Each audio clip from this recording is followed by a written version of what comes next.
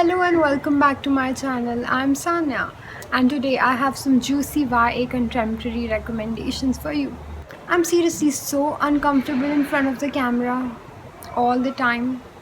Like I have made 11 or 12 videos as of yet and I don't know when I'll become comfortable in front of the camera.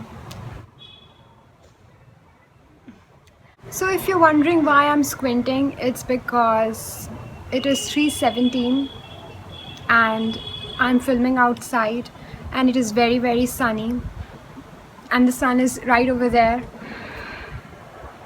and it's looking straight at me, so we are just having this eye contact thing right now. It is 9th of November today and I was thinking that I will film a wrap up for October, September, October, November, October. I did not because I wasn't very fortunate with the books that I read in September. No, in October, I read Maybe Someday by Colleen Hoover. And I just realized I hate love triangles. I really do. And my favorite type of genre is YA contemporary fluffy cozy books.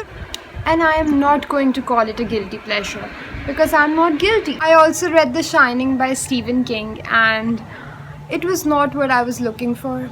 I don't mean I was in for jump scares, but still, I just did not find what I was looking for until the end of the book.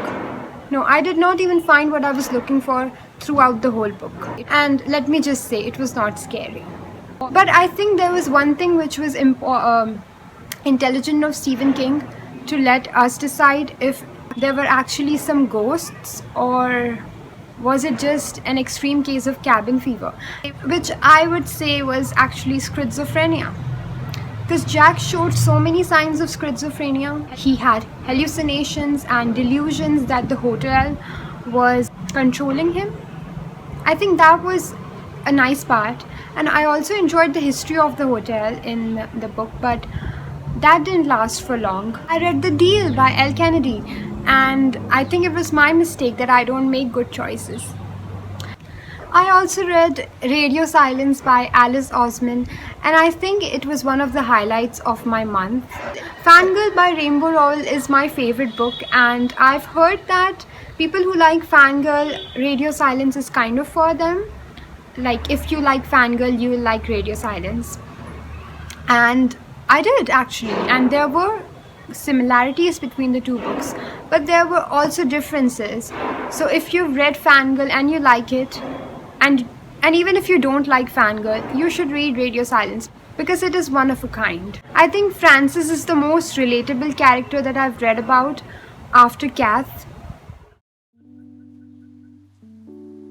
So coming back to the topic, I'm 19 and young adult is the genre I mostly read.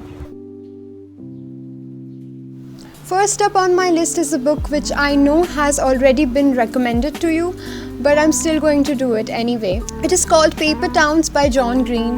This book follows Quentin, who lives across the street from Margot Roth Spiegelman. And Margot has this enigmatic aura. They were friends when they were little, but they are not anymore. And one night Margot shows up at his house. She takes him on this revenge plan thing. The next day Margot just disappears, and I explained it so badly, I'm sorry. If you like realistic fiction with some mystery mixed in it, I think you should read this book. Next up is The Perks of Being a Wallflower, and this book deserves all the hype that surrounds it. It is written in a very peculiar way.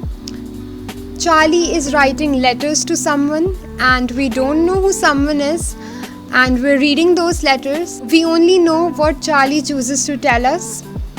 We see Charlie's world with his innocent eyes. Charlie has PTSD. Next up is Why We Broke Up by Daniel Handler. I talked about this book in my September wrap-up, and I think this is one of the best written books that I've ever read. I wish I could write.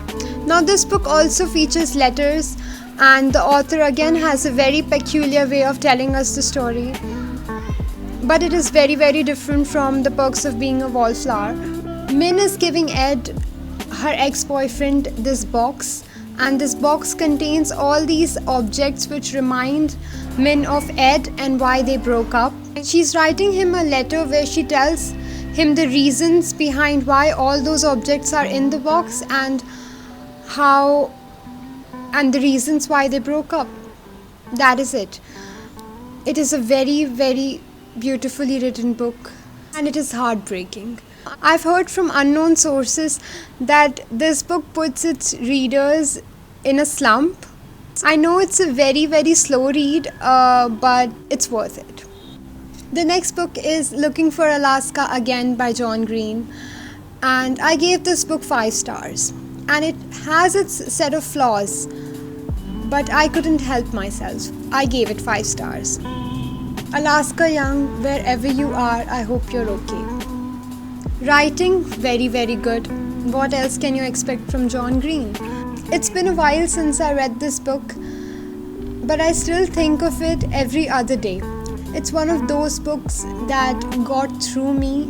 Alaska Young and her complexities and her depths, that is what the book is about, not Alaska the place. The story begins when Miles goes to Culver Creek, which is a boarding school, and he's going there to find his grade perhaps. And Culver Creek is actually based on a real boarding school where John Green himself went. We follow Miles and his friends. Chip. Oh, Chip is great. So we follow his friends and him through all the adventures, the good, the not so good, and the opposite of good. Please do not keep yourself from the amazing experience that is reading this book. Next up is my absolute favorite book, Fangirl by Rainbow Rowell. As of yet, I've read this book 3 times, and I'm also planning to read it for the 4th time, but this time in Spanish. The book follows Kath, and Kath lives in the world of Simon Snow. And Simon Snow is like a series of these books which are like Harry Potter, and she writes fan fiction. Until now, she has been fangirling over the Simon Snow books with her sister. The book starts when Kath and Ren start college, and Ren doesn't want Kath to be her roommate. Ren wants to explore the experience that is college, and Kath has to figure out how to be by herself. But I absolutely love a lot of things about this book. I love the relationship that Kath has with her dad, and how she's always worried about him when she's in college. I love how she reads and writes to be somewhere else, and I love all the characters in this book. Regan, Levi, Kate's dad. I just hate Kate's mother though. The last book that I'm going to recommend is called If I Stay by Gail Forman. The book follows Mia, who is 17, and it revolves around her family and her love for music. The writing is really, really good. It keeps you hooked from the very first page. Now, I don't know how to review this book without giving you some spoilers. I really don't know what else to say. If I'll say anything more than this, it will ruin the book for you. It came as a shock to me, and I want it to come as a shock to you as well. So just trust me on this one and read it. So these are all the YA book recommendations that I have for you today. I hope you like these books, and if you read them or if you've already read them, let me know in the comments down below so we can discuss about them. Thank you so much for watching. I'll see you in the next video. Bye.